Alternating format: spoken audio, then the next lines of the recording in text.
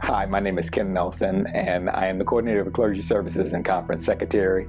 And when I'm not doing it, I'm hanging out with Michael Turner.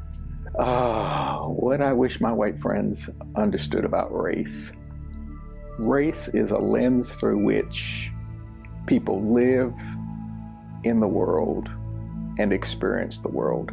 It doesn't ever go away. It is definitive in how people experience the world. It is amongst the first things that people actually see in an encounter, but it is not the be-all and end-all.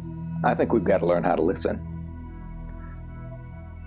I think we talk past each other and not to each other. I'm grieved by the fact that we have become so incompetent when it comes to encountering difference. We encounter difference and don't know what to do with it, and we assign negative value to it rather than recognizing that difference is just that, difference. It doesn't have to have a value. It doesn't have to be good or bad.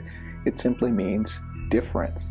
And we haven't learned how to honor that, to recognize that, and to affirm that.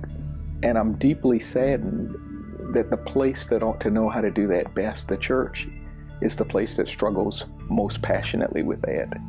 All lives matter, but because all lives have not mattered, because all persons have not been treated well equally, you have to emphasize that some lives seem to matter less than others.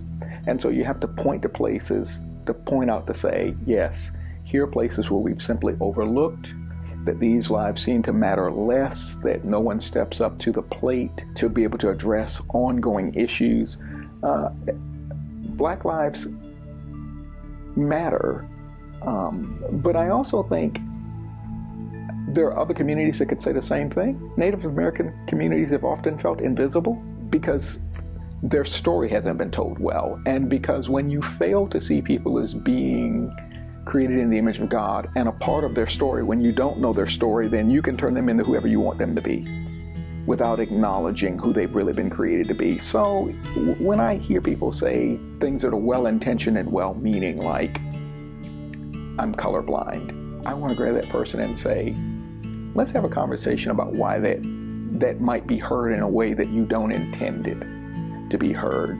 I remember that when I was serving in a congregation in a cross-racial appointment, and I first went there, and folks were saying, we're colorblind. And I said, I hope you're not, because if you are, then you don't see me having been created in the way that God created me, and you can turn me into whoever you want me to be, rather than knowing that this is a part, that my understanding of race and how I experience that in the world is a part of who I am as a person. It's just not the totality of who I am. In the same way that your race is a part of who you are, but it's not the whole of your being. As people of faith, we talk about our primary identity as being formed for us in baptism. When I hear the term white privilege, I recognize that there are many people in the world who don't understand what that concept means, or who really don't believe that their lives have been impacted by white privilege. I think white privilege is a way of existing in the world in which there's a basic set of assumptions that people don't have to think about. So when I go into a store, I've had the experience of being followed around. As a fact, when I go into certain types of stores, casual or non-casual, if I go into Belk's, I don't go into Belk's in a pair of sweatpants. I go into Belk's with a pair of slacks on and probably a button-down shirt, because I know there are going to be people who are going to follow me around in the store and assume that the natural thing that I've come into the store to do is to steal. Or maybe if I'm not going to steal, whether or not I can actually afford the things that I'm going in the store to go look at. So there are people who walk around you, who keep a measure of distance, but it's very clear that you're being monitored. I don't think that everybody has to walk around in the world operating with that sort of presupposition in the back of their minds. There are many people who don't have to think about those kinds of things.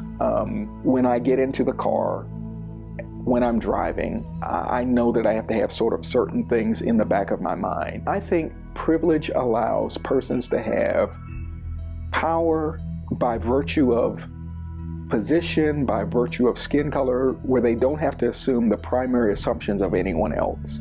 Whereas as an African American male, I have to think about power.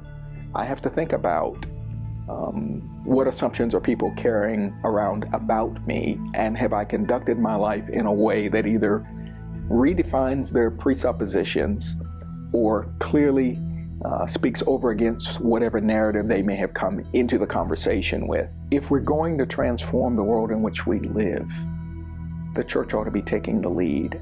I want to encourage people to take the risk of encountering someone who is different.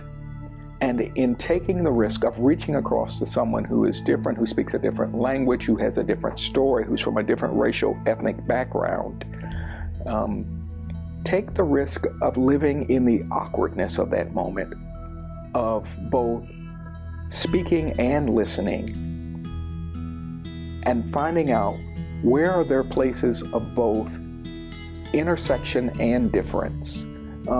Our stories interact in many ways. When I was serving at St. John's and folks were saying to me, we're colorblind, we don't see color, and I was saying to them, no, I want you to see color because this is a part of what it means for me to be created in the image of God. But if all that you see is the color of my skin, then you don't know what we share in common, what makes me laugh or smile or cry, or the pain that we all experience. We experience those things together as human beings. We all experience very similar kinds of things in that kind of way. So we share as much in common as we do in terms of difference. But that is not to say that there are not differences, but we don't have to give value to those differences and to say that they're good or bad. It's just difference that we have to encounter along the way. So here's what's required of the average disciple, and particularly here's what might be required of persons at Advent. What may be required is the willingness to risk, to have an honest conversation, to be intentional about reaching out to someone who you don't know, who may be of a different racial, ethnic makeup or background or experience, to spend time getting to know that person, and to share your own story.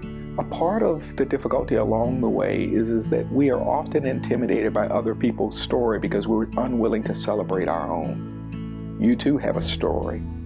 What's your story? What shaped and formed you? And when we're clear about who we are and what's our story, we're better able to listen to the story of others